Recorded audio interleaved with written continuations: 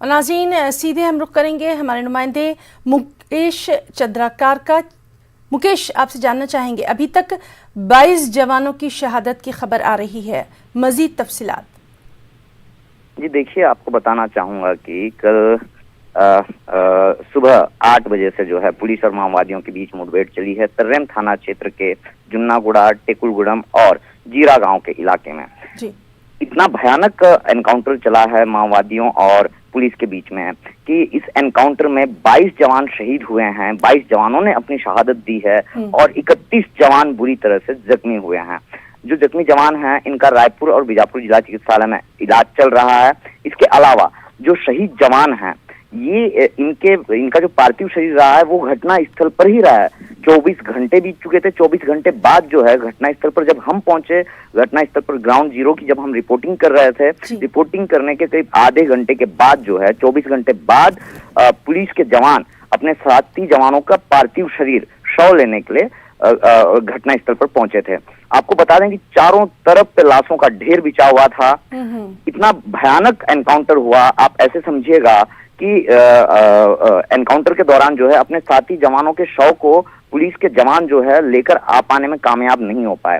3 अलग अलग जगह पे माओवादियों ने एम्बुश लगाकर जवानों को अपना निशाना बनाया। मुकेश, ये भी इत्तलात है कि जब अपने जो जख्मी साथी हैं उनको लेकर जा रहे थे उस वक्त भी हमला किया गया। जी, मैं निश्चित तौर पे आप सही कह रही हैं कि जब जख्मी साथियों को लेकर जब जवान वापस लौट रहे थे, मैं यही चीजें बताने की कोशिश कर रहा कि 3 अलग अलग जगह पर माओवादियों ने एम्बुश लगाकर जवानों को अपना निशाना बनाया, ना केवल एक जगह पर। सबसे पहले पहाड़ में जवानों को जवान जो है माओवादियों के एम्बुश में फंस गए और उसके तुरंत बाद जो है जवानों को ये लगा कि इस जगह से हम मैदानी क्षेत्र में जाएंगे, संभवतः यहाँ पे किसी भी तरह से हम माओवादियों को जो है जवाब दे पाएंगे, जवाबी कार्रवाई कर पाएंगे। मगर जैसे ही मैदानी क्षेत्र में पहुंचे, पहाड़ से उतरकर माओवादी वहां पर भी एम्बुश लगाकर बैठे हुए थे और ऐसे हालात निर्मित हुए कि चारों तरफ पे लाशों के ढेर बिछे हुए थे। इस तरह की हालात निर्मित हुए, जवान जो है मतलब माओवादियों ने एक तरीके से खूनी खेल खेला। जी हिना। जी मुकेश, अभी तक क्या कुछ तफ्तीश में निकलकर कुछ सामने आया है, कुछ बयान सामने आया है, चूक कहां पर हुई इसके ताल्लुक से कुछ सामने आया? जी देखिए, जब भी इस तरह का कोई बड़ा एनकाउंटर होता है जिसमें जवानों की बड़ी शहादत होती है, यदि एक जवान भी जख्मी होता है तो कहीं ना कहीं रणनीतिक चूक होती है, इंटेलिजेंस की चूक होती है। बिल्कुल। और इस मामले में रणनीतिक चूक हुई है और साथ ही इंटेलिजेंस की एक बड़ी चूक हुई है। इस वजह से जो है इतने बड़े वारदात को माओवादी आसानी से अंजाम दे बैठे हैं। हालांकि माओवादियों को भी बड़ी कैजुअलिटी का नुकसान होने का पुलिस दावा कर रही है, माओवादी भी बड़ी संख्या में मारे गए ऐसा पुलिस दावा जरूर कर रही है, लेकिन एक ही महिला माओवादी का शव बरामद कर पाने में पुलिस कामयाब हुई है। जी हिना। और अभी तक लापता जवानों की तलाश जारी है, इसके ताल्लुक से कोई इत्तला?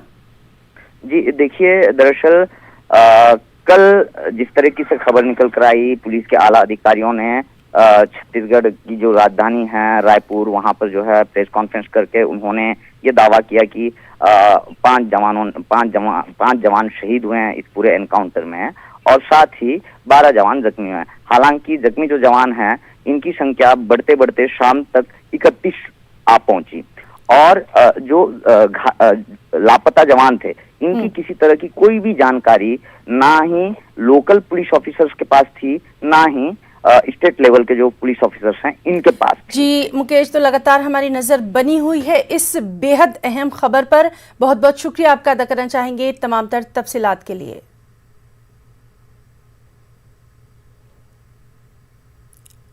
और नाजरीन, बीजापुर एनकाउंटर में जख्मी जवानों का अस्पताल में इलाज जारी है। आपको बताएं कि छत्तीसगढ़ के बीजापुर में नक्सलियों और जवानों के बीच मुठभेड़ में अभी तक की जो इत्तलात हैं उसके मुताबिक करीब 22 जवान।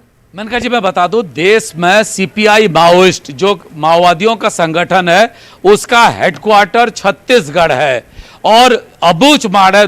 पिछले 2 हफ्ता पहले जो ब्लास्ट हुआ था नारायणपुर में, अबूझमाड़ वो उनका राजधानी कहा जाता है, अघोषित राजधानी।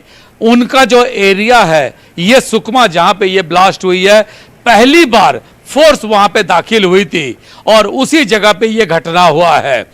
3 वहां पे माओवादियों के 3 स्पेशलाइज्ड यूनिट वहां पे लगाई गई थी, क्योंकि उनको पता था कि फोर्स की मूवमेंट हो रही है और उसी लिए ये घटना हुआ है। जाहिर है ये इंटेलिजेंस इनपुट थी कि सबसे बड़ा कमांडर हिडमा उस वक्त उस जगह पे मौजूद है, इसीलिए हमारी फोर्स 7 अलग अलग डेस्टिनेशन से निकली थी। जो हमारे पास न्यूज 18 के पास एक्सक्लूसिव जानकारी है, निकली थी फोर्स, और जो तर्रेम के पास से जो 707 फोर्स निकली थी उनकी हिडमा के टोली के साथ एनकाउंटर हुआ है और उसी में दोनों तरफ से भारी क्षति हुई है।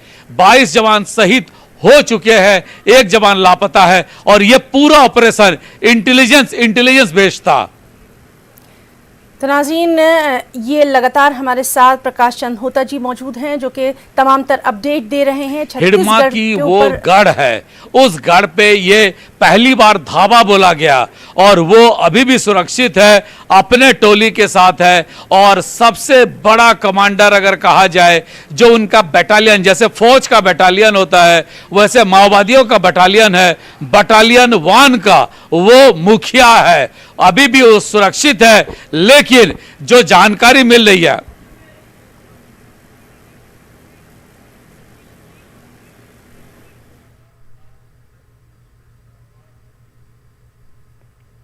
तो नाज़रीन, हमारे साथ प्रकाश चंद होता जी लगातार मौजूद हैं जो कि तमाम तर जानकारी दे रहे हैं। आपको बताएं कि छत्तीसगढ़ के बीजापुर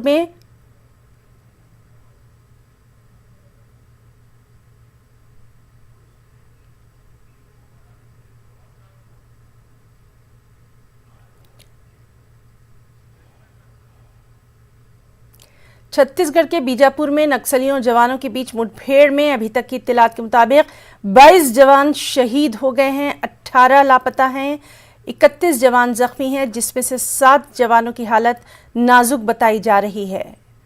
लापता जवानों की तलाश जारी है।